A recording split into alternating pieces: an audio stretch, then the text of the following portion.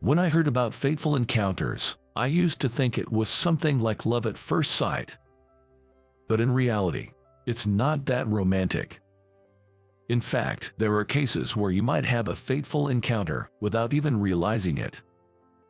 Like me. My name is Kyle. Just an ordinary office worker, but summer is a different story. I'm a huge fan of the sea, and when summer comes, I head to the beach, making me a true beachgoer. I love the sea so much that I go swimming with my friends every week. What? You might ask, why not just swim in a pool? This sea has its own allure. White sandy beaches, scorching sunlight, and the wind on the waves. The sea offers experiences you just can't get in a pool, making it a seasonal pleasure. That's what I go all out only in the summer. As an adult, you gain the means to do what you want, to a certain extent. I've always loved the sea since I was a student, dreaming of buying a surfboard or riding a jet ski. I swore to myself that I'd enjoy the sea to the fullest once I became an adult. I even had such ambitions. Why was I so passionate about the sea? Well, embarrassing as it is to admit, I was bad at studying and wanted to excel at least in something. So I threw myself into swimming. The community pool was affordable, and as long as I said I was going there to practice swimming, my parents didn't fuss. Thanks to that, I became popular during swimming classes. That's why swimming was so enjoyable, and the sea, with its waves, offers a different environment every day. There's never a dull moment because you can always try new situations. So, here I am, off to swim with my friends today. Unfortunately, as an office worker, I only get weekends off. The beach I frequent is large and popular, drawing crowds and bustling with activity. Today, there were various people, including families with children and groups of young women. Of course, groups of guys like us, and some miscreants trying to pick up girls. After all, if you come to the beach, you should enjoy the sea, but I suppose everyone has their own way of enjoying it.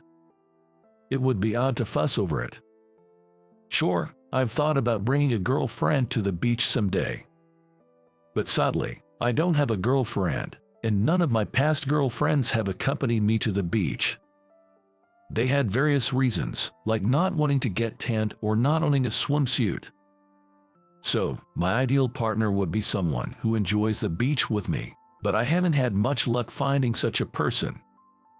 It would be great if I could meet someone who loves the sea at the beach, but that would seem too much like I'm just trying to pick someone up, and I'm genuinely here to enjoy the sea. In other words, I don't have time for flirting. So, I was just about to enjoy myself, just when. Help! Just after I got into the sea, I suddenly heard a scream. I thought someone was drowning, but that wasn't the case. I saw something floating by my side. Was that a woman's swimsuit? Looking towards where the swimsuit came from, I saw a woman trying hard to cover herself with her arms while swimming, but failing to do so properly and revealing too much. "Excuse me, that's mine," she said, but I thought to myself, come on, at least try to help her or cover her up. Even if there are no acquaintances around, there are other women, but I immediately swam to retrieve the swimsuit. The swimsuit had unfortunately drifted a bit far away. It would be difficult for the woman to swim like this, let alone swim without a swimsuit at all. Since there were many women around and no one seemed adept at swimming, I instinctively went to get it. I quickly grabbed the orange striped swimsuit and swam back to the woman. Once I got close enough, I turned my face away and just handed her the swimsuit. I couldn't very well look directly at her. "Thank you so much." The woman took the swimsuit from me and hurriedly put it on. Perhaps not wanting to change right there, she skillfully changed under the water, showing only her face, which seemed to limit the number of onlookers. Finally, everything was covered up, and I no longer had to worry about where to look. We decided to leave the water for a while. The woman had been a bit out to sea, chasing after her swimsuit, so I pulled her towards the shore. She seemed a bit tired from the shock of losing her swimsuit. It would be terrible if she drowned while trying to swim in that state. "Thank you so much," she said once we were on land, deeply grateful. She stared at my face for a while, and I found myself tilting my head in confusion. I thought something might be on my face, but when the woman hurriedly apologized, saying, "I'm sorry," I decided not to worry about it. Actually, this woman was quite beautiful, and I was pleased to be looked at. I'd like to thank you." "Oh, no, you don't have to thank me for something like that. Please let me thank you. I don't know what I would have done without you." She insisted on thanking me, so I figured, well, if that leads to a meal with a woman, that's fine, and we exchanged contact information before parting ways for the day. However, I had forgotten to ask for her name at that time. I regretted not talking to women much, but when I asked for her name over messages, she said it was Anderson. I was looking forward to dining with her, and then, a week later, at lunch, I went to have lunch with Ms. Anderson. The lunch here is famous for its reviews, and Ms. Anderson had made the reservation. I thought it was unnecessary to go this far, but for a woman, having her swimsuit swept away is a huge ordeal, and she might have been harassed by some unsavory characters, so that was probably her way of saying thank you. When I arrived at the meeting place, there was an incredibly beautiful woman. Even in a swimsuit, she had a nice figure and a feminine shape, I thought, but her casually cute style in jeans and a lace blouse was something else. And with those charming round glasses and her soft bob hairstyle, I must admit, I was quite taken by her innocent-looking face. "Hello, Kyle. Thank you for today. I'm sorry for insisting on this." No, it's fine." I became a bit embarrassed and looked away. To exchange contact information with such a cute girl, even if it was due to an incident, I couldn't be happier. Then she said with a laugh, "Kyle, you still look away when you're embarrassed, just like before." "What? A habit from the past." Have we met before, Ms. Anderson?" "We've met before, not for the first time. Summer Anderson. Does that ring a bell?" Summer Anderson. Hearing that name, I definitely remembered. She was my high school classmate. Though in my memory, Summer Anderson was very serious, quiet, and quite plain. She always followed the school rules, served as a class rep, and her grades were always at the top. She was the classic glasses girl vibe. At least, she's nothing like the lovely and beautiful Ms. Anderson standing before me now. But the Summer Anderson I know is her, and her alone. So that means, could it be, you're Summer from Lynx High? Yeah, that's right. Did you finally realize? What? I let out an incredible scream. That's how surprised I was. They say women can change a lot with makeup, but this was almost like she had undergone plastic surgery. The change was so drastic. Well, in reality, she hadn't had surgery but had dyed her hair a much lighter color, switched to cute, round glasses, and completely changed her style of dress. Wow, you look so surprised. Well, of course, I'm surprised. Are you really that Summer? Yes, I am. The Summer who used to lend her notes to Kyle when he slept in class and let him copy her homework. Summer laughed amusingly, but her smile still retained a hint of her past self. After picking up her swimsuit, she must have been staring at my face to check if I was someone she knew. Kyle, you were always good at swimming. Once we settled into the restaurant and caught our breath, we started updating each other on our lives. It almost felt like a mini reunion. I hadn't really attended reunions, so seeing Summer after so many years felt like putting gratitude aside and just enjoying each other's company. It felt nice, almost like a return to the past. I wasn't very bright back then. Summer, feeling sorry for me, used to teach me at a diner. Remembering that, Summer teased, if there had been a swimming class, you would have definitely outperformed me. And you would have been counted from the bottom in swimming class. Well, I can swim averagely well, but I wanted to talk to you about that. Summer started to speak hesitantly, looking down. Apparently, she's planning to go to the beach with a friend next month, who is married and bringing her child along. I think it'll be fine since we'll be in the shallow end with floaties, and the child is in elementary school, but you know, after my swimsuit incident, I couldn't help but worry. What if it had been a child who got swept away? Summer felt she might not be able to help if something happened to the child. Honestly, accidents at sea are common. Even with floaties, one can be swept away, and if taken by the waves, even adults might not make it back safely. Summer's concerns were valid. So, I was wondering if you could teach me how to swim better. Me. You go to the beach often, right? I thought you'd be reliable. She looked up at me tentatively, and I felt a flutter in my heart. Teaching such a cute woman to swim, is that okay? I thought, but there was nothing inappropriate about it. This was, indeed, training to prevent accidents. I convinced myself to agree to her request. The following week, Summer and I headed to the beach. Today, she wore a red polka dot swimsuit, giving off a different vibe from before. The orange striped swimsuit from before. It turns out she bought it on the spot because she forgot her own. That day, I actually forgot my swimsuit and bought one at the beach shop, but it didn't fit right, and that happened. There's no way that's happening today, she said, her face turning red as she headed into the ocean, and I chased after her. We could have gone to a pool, but the sea, with its waves, offers a different environment, and getting used to it seemed better, which turned out to be the right choice. Summer, can you try a little harder? I can't, it's too hard.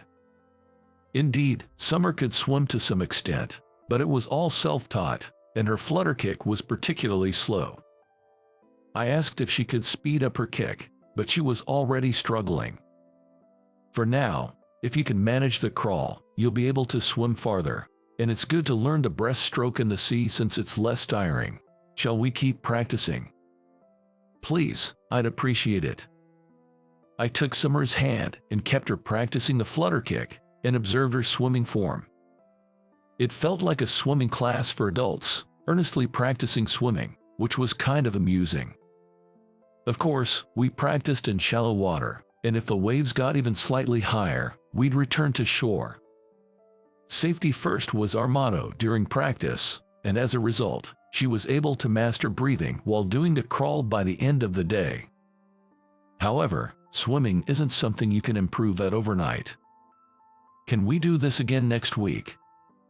After Summer said this, we started practicing swimming almost every week. But since going to the sea every time was challenging, we practiced in the sea on weekend and in a pool after work on weekdays. Thanks to our intensive training, Summer became reasonably good at swimming. She'd be able to handle things if something happened to a child now. Indeed, her beach outing with friends was a huge success, and she even got compliments on her swimming skills, which she happily relayed to me. Thank you so much, Kyle. I know it's been a hassle, so let me treat you to a meal again. She seemed really happy when she said that. Teaching her for a month was indeed worth it. So here we are, going out for a meal again, but this time, it's dinner. Summer had apparently reserved a nice restaurant. You didn't have to go to all this trouble. It's fine. Teaching was hard work, and I want to thank you for your company. Summer smiled at me with her exceptionally cute makeup and fluffy curled hair. Today, she dressed up even more stylishly than usual, and I've been feeling nervous all day. But it's sad that I don't have an excuse to go to the sea with you anymore. Eating and drinking. As I said that in high spirits, Summer replied with a laugh, "You really love the sea, don't you?" I knew summer was serious and wouldn't be swayed by such a frivolous invitation, but being brushed off was still a bit disappointing. And yet, she asked, "Do you have a girlfriend, Kyle?" No, I don't have one right now." "I see. Then, would it be okay if I applied for the position?" "What?" I was momentarily speechless, not quite understanding what she had just said. There was a brief silence, and Summer fidgeted nervously. "Wait, so, you mean, you want to be my girlfriend?" "Yes, that's what I mean." "Since when? How long have you felt this way?" "I mean, I'm a guy. Of course, I've thought about having a cute woman like Summer as my girlfriend. But Summer always seemed so serious, even while practicing swimming, and I didn't think she saw me in a romantic way. But then, if you ask when, since high school," she said, sharing her feelings from back then. "In high school, Summer had a crush on me.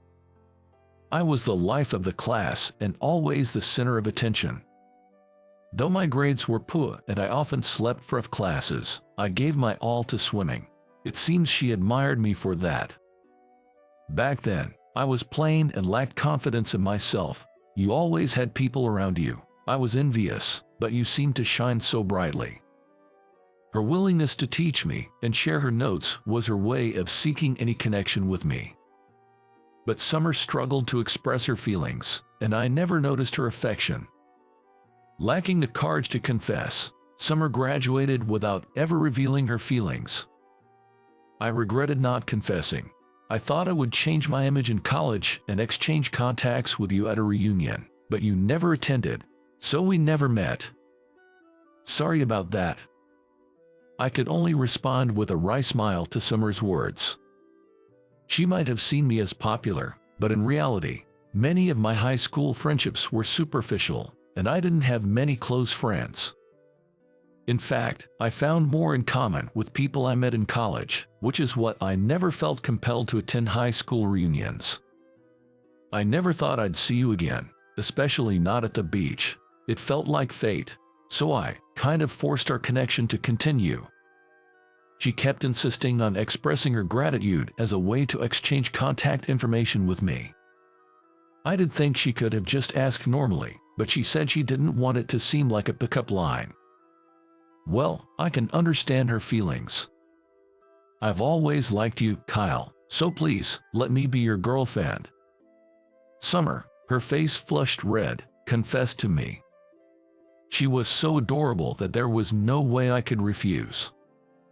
Well, even if she wasn't cute, I wouldn't have wanted to refuse anyway. It made me really happy to know she had kept thinking about me all this time. "Thank you, Summer. I was actually hoping you could be my girlfriend too." "Really?" "Yeah." As I smiled, Summer jumped up with joy, exclaiming, "Yes." It felt like her long-awaited love had finally been reciprocated. Things moved quickly for us after that. Our first date was, of course, at the beach. This time, instead of swimming practice, we enjoyed marine sports together. Like surfing. We visited different beaches on each date, and sometimes we even spent the night at hotels with ocean views. The fireworks seen from the hotel were a beautiful sight and a great memory. Well, the fireworks in my memories are beautiful, but their beauty remains unchanged over the years. "Daddy, the fireworks are so pretty." "Hey, don't get too excited." Several years later, we get married, and we're blessed with a daughter. Today, we've brought our daughter to the hotel where we can see fireworks, just like on our dates. My daughter might not remember, but we've been coming to this hotel since Summer and I were dating, after we got married, and even during her pregnancy. After all, it's the hotel near the beach where we reunited. It's a place full of memories for us, and that's why we've decided to create many more memories together by coming here every summer. Yeah, it's beautiful. As I said this, I looked at my daughter in Summer, who was trying to keep our energetic little one in check. This scene of my life's greatest love, surrounded by my family, is surely more beautiful than any fireworks or anything else in the world. It may not sound very romantic to say that this precious moment was sparked by a swimsuit being swept away. But accidents happen to everyone, and sometimes those accidents can change your life. What's up, Kyle? Just thinking about how beautiful it is. When Summer saw me grinning, she gave me a curious look. Responding to her, she teased, "I wonder what you're looking at," with a laugh. I hope to continue these carefree conversations, building a happy family life. With those thoughts in mind, I watched the sea and fireworks with the two of them. Why on earth is someone like you, with poo education and no skills, attending our wedding? Just breathing the same air as you makes me feel like I'm losing brain cells. I was invited to the wedding ceremony of Michael, who is my manager, and attended with Sarah, my newlywed wife. However, his bride, sitting next to Michael, started belittling me on a mic in her hand. Michael turned pale and desperately tried to stop his bride, sitting next to him, but to no avail. To make matters worse, his bride exposed all the harassment Michael had subjected me to in the past, saying, "What about you? You've been bad-mouthing him too." In this uncontrollable situation, someone suddenly stood up and glared fiercely at Michael and his bride. My name is James. To be honest, I don't have any academic qualifications. I joined a company right after graduating from middle school. People often ask why I didn't go to high school or college, but I could only say it was due to family circumstances. If possible, I too would have liked to go to high school and even college. But my family situation didn't allow for that. Though my parents wanted me to attend college, I respectfully declined. I have two younger brothers, Charlie and Daniel, and at that time, they had just started kindergarten and elementary school. I was confident I could manage on my own, but I didn't want my brothers to go through such hardships. So, I decided to start working right after middle school to save up for their college tuition. I was introduced to my current company through school, and it's almost been 10 years since I joined. In the beginning, being a middle school graduate, I was mostly assigned menial tasks, but as my tenure increased, I was entrusted with various responsibilities. By my 5th year, I was working with almost the same conditions as college graduates. After working for 10 years, I could smoothly handle almost all tasks in the company. Not only did my job quality improve, but I also gained confidence. Yet, I never settled for just that and tirelessly pursued my efforts with greed every day.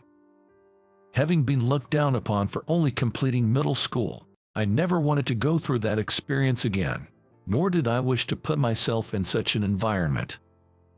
My efforts were eventually recognized by those around me, and I managed to build good relationships. "Hey, James, you're doing great." "Thank you. This is all thanks to the seniors like you who patiently taught me the ropes when I was still new here." "Come on, saying that won't get you anything." While I was working at my desk, a senior colleague, Tom, casually spoke to me. He held 2 cups of coffee, placing one on my desk with a smile. "Wow, thank you. It's not much." He smiled again and returned to his desk. Then, Emily, a junior colleague, sitting next to me, called out to me, "James, sorry but my software stopped working." Emily came to me with a tearful face, showing me the screen. Indeed, the software had frozen and the screen had gone white. Upon asking Emily for details, it seemed that this issue arose whenever attempting to open documents sent by a client. The software installed on our company computers is always up to date. So, it's unusual for there to be issues with opening files, but after considering various factors, including the possibility that her computer might not have the necessary specifications, I couldn't manage to open the document on their device. In the end, I had to take over the task. "James, sorry for causing you trouble." "It's okay, we're here to help each other," I replied with a smile, and Emily seemed relieved and smiled back. Taking over Emily's task, I handed my work to her instead. We supported each other like this, keeping a positive atmosphere in the office. Looking back, I can only agree if someone were to say that I was the one who disrupted the atmosphere. "James, can you work overtime today?" Oh. It was 20 minutes before the end of the day. Michael, the manager, said he needed help with some urgent work. However, I had an important matter today that required me to leave on time. "I'm sorry, I can't make it today due to personal reasons. However, I'm available to help tomorrow." At my response, Michael furrowed his brow. "It has to be today." "Then, perhaps you could ask another employee for help, as I really can't miss my appointment today." I apologized to Michael repeatedly, and as soon as the end-of-day bell rang, I left the office. Missing today's appointment could seriously affect my life. I understand that taking on work is crucial for building trust within the company, but when it comes down to weighing it against my future, I prioritize my own life. However, I would come to know that my decision was a mistake. The next day arrived. "Hey, good morning, poorly educated James." "Excuse me." As I arrived at work as usual, I was greeted sarcastically by Michael, who had arrived earlier. I was surprised because nobody had used the term in reference to me since I first joined the company. And Michael was normal until yesterday, so what happened? "The meeting with the client this afternoon has been rescheduled to start at 5 p.m. "Oh, really? Well, I see." I wondered if I had missed any communication from the client as I replied to Michael. Michael said it in his usual tone of voice, so I decided to think that I must have misheard his insult. However, the incident would occur at the time of the meeting. I was preparing to connect remotely with the client in conference room 1. But as time passed, the meeting didn't start. After a 30-minute wait, feeling something was amiss, I immediately contacted the client for confirmation. "Oh, is this James? I believe we had a meeting scheduled for today. Has something happened?" "That's what we'd like to ask you. Weren't you the ones who missed this afternoon's meeting? We'll have to reconsider this deal from scratch now." "Wait, what?" The tone of the client's representative was unexpectedly stern, and I was shocked. Moreover, they confirmed that the meeting was still scheduled for the afternoon, without any changes. The one who informed me about the meeting time change was Michael. I immediately left the conference room and went to Michael. "Michael." Even though I raised my voice, Michael continued to ignore me as if he hadn't heard. "Michael, did you lie to me about the change of the meeting time?" When I banged on Michael's desk and confronted him, he responded with, "Excuse me, what are you talking about?" The argument went nowhere, and I gave up on blaming Michael. I should have confirmed with the client myself when I first heard about the meeting time change. Now, with the deal cancelled, the responsibility weighs heavily on me. I need to gradually regain trust. But Michael's actions, which could be seen as harassment, was not limited to just that day. "Man, you're still not done with this work. You're so slow. Don't get cocky just because you've been working in here a while despite being poorly educated." Michael constantly made derogatory comments towards me. He would offload his work onto me and then berate me if it wasn't finished immediately. Maybe I had become complacent about my position due to the positive environment around me, despite being poorly educated. I reminded myself that I could be fired at any moment and became even more dedicated to my work. Many would be inconvenienced if I didn't work hard. I later visited a client I had inadvertently stood up for the meeting, bringing a box of sweets to apologize. The person in charge then mentioned that they had been upset at the time but agreed to continue our business relationship. Relieved, I was able to focus even more on my work. "James, you've been really putting your all into work lately." Yes, it hit me that I still have so much to learn. As I began to focus more on my work, those around me also started putting in more effort. It seems they felt encouraged seeing me work hard. Thanks to everyone's hard work, the company's overall performance began to improve. However, it seemed Michael was displeased with this situation, continuing with his self-centered work style as before. As a result, he ended up being the only one lagging behind in performance, which further soured his mood. Time passed, and I endured daily harassment from Michael while continuing to work. Finally, my efforts were rewarded. "James, your promotion has been decided." At the morning meeting, Mr. Thompson, the company president, personally announced my promotion. The people in the office congratulated me with applause. However, Michael was the only one who seemed displeased, glaring at me as if to express his discontent. I had been eagerly awaiting this promotion. "Well, it's been decided. Congratulations." "Thank you." When I told Sarah, whom I live with, about my promotion, she was delighted as if it were her own achievement. I had shared everything with her, including my troubles with Michael and all the good and bad things at work. It's no exaggeration to say that I was able to keep going until today because of her. And I had made up my mind. Once my promotion was decided, I planned to convey something important to her. And so, I ended up getting married to the woman I had been dating for a long time. That day, we were out looking at wedding venues together. "I'm excited about previewing the venue. What kind do you like, James?" "As long as you're happy with it, anywhere is fine by me. After all, the bride is the star of the wedding." "James, you're really sweet." She was smiling the whole time.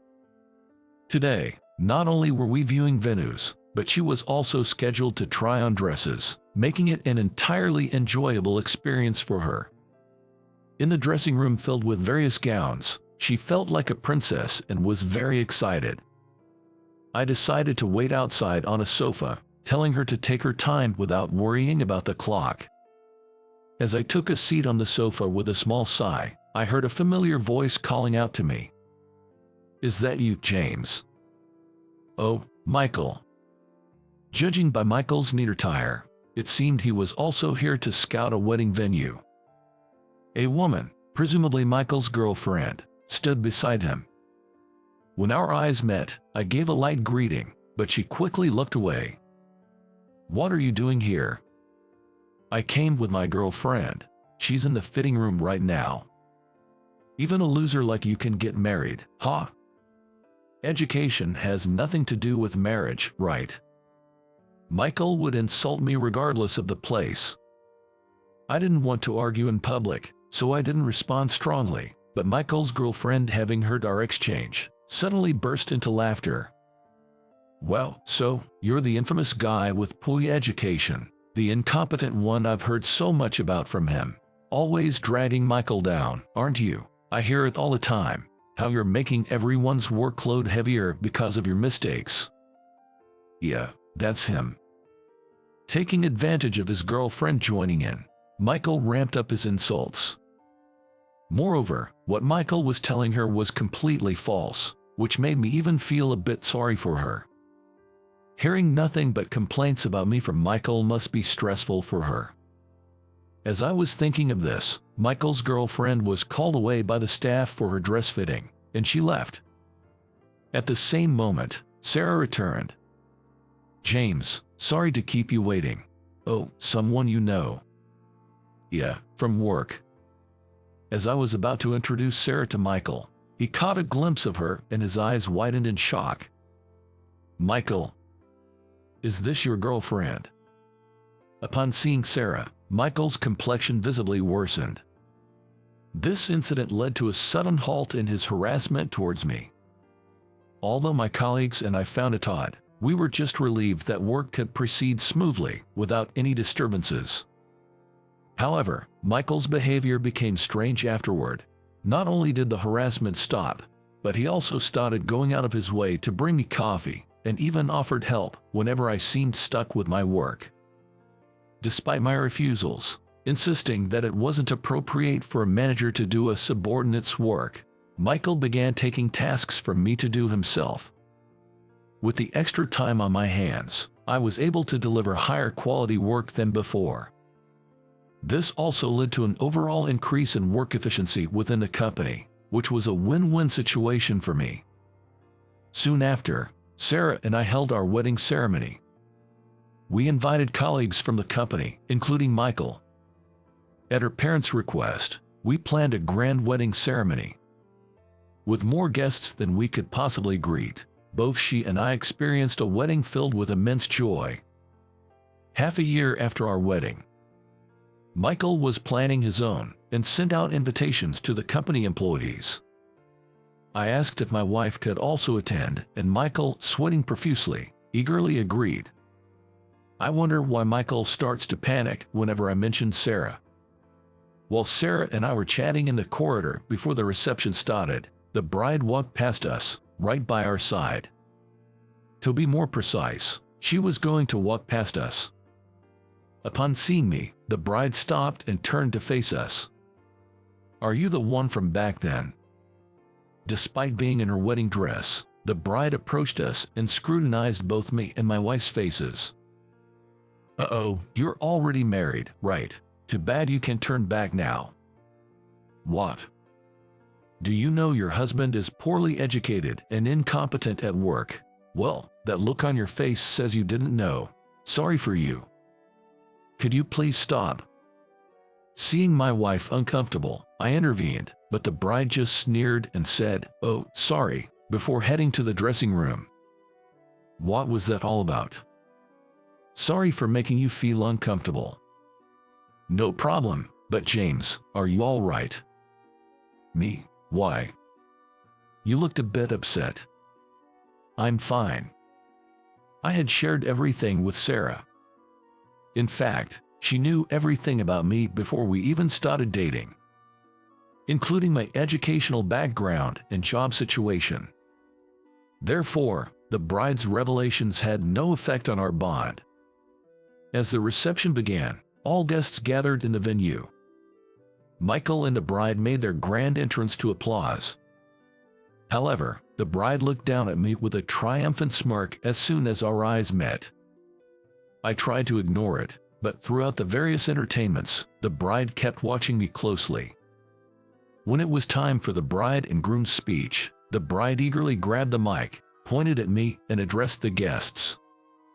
"Why on earth is someone like you, with poor education and no skills, attending our wedding? Just sharing the same air with you makes me feel like I'm losing brain cells." The atmosphere in the venue froze at the bride's words. Among the guests were the bride's parents and friends, but there were more of Michael's contacts. Moreover, the majority were colleagues from work.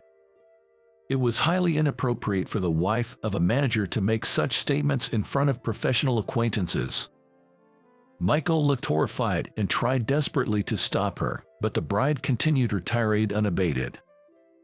"Does everyone know? Despite being incompetent and constantly dragging us down, he clings to his job, pretending nothing's wrong, just like a pest." "Hey, stop it. Why should I? I'm just repeating what you told me. You even said you didn't want someone like him at our wedding. Why did you even invite him?" "Well, that's..." Michael seemed at a loss for words in the face of the bride's onslaught. Sarah, colleagues at the same table, and I were all taken aback by the bride's audacity. Unabated, the bride's focus shifted from me to Sarah. "You really drew the short straw, didn't you? Too bad you can turn back now." "James, is she okay?" My wife nudged my arm and whispered. I just shrugged and shook my head. As the bride continued unabated, Michael's face grew increasingly pale. This was far from the joyous expression one would expect from a groom on his wedding day. Although my colleagues and I were used to being bad-mouthed and looked down upon in the office, there was someone among us who couldn't contain his anger on our behalf. With a clatter, Mr. Thompson, who was sitting nearby, stood up. "Michael, who were you directing such insults at? What exactly is going on here?" "Mr. Thompson." Michael is barely hanging on after having incited the wrath of President Thompson. "How could you do such a thing to someone who's going to be the next president?" "Mr. Thompson, those words were not mine, and your soon-to-be wife is saying all this. It can only be assumed you're the one who fed her such notions." "Well, that's..." Unexpectedly, Mr. Thompson announced my upcoming role as the next president, leaving me and Sarah exchanging bewildered glances. She chuckled amusedly. "Indeed, my wife is the daughter of Mr. Thompson, making her the president's daughter. Mr. Thompson, of course, has known me since I joined the company and is aware of my educational background. He has always valued me purely based on my achievements and abilities." Michael stopped harassing me the moment he saw Sarah because he quickly recognized she was the president's daughter. It meant that Michael wasn't foolish enough to overlook the significance of the president's daughter visiting the venue with me. Despite Michael's profuse apologies and his tuxedo, President Thompson's anger seemed to have reached its peak, and it appeared he wasn't willing to listen. Working while harboring such negative feelings towards others already marks you as incompetent. And on top of that, spreading slander makes you an unwanted person in our workforce. To everyone's astonishment, Michael was fired on the spot during his own wedding. Adding insult to injury, the bride, through the mic, scornfully said to Michael, now jobless, "Am I marrying to the unemployed guy? No way. Goodbye." Despite being the cause of the commotion, Michael's girlfriend dismissively sighed and left the venue, ignoring her own role in the uproar. The atmosphere left behind for us was undoubtedly the worst. The venue staff, unsure of how to proceed, let the wedding music play on as planned, its notes echoing emptily through the hall. Since then, it seems Michael has been holed up at home. Understandably so, as he was not only fired but also left by the bride during the wedding, leading to the collapse of his marriage. Feeling somewhat sorry for him and recognizing his abilities, I plan to call him back once I've established myself as a competent president and gained recognition. To achieve this, I continue to work diligently, facing each day's challenges with earnest dedication.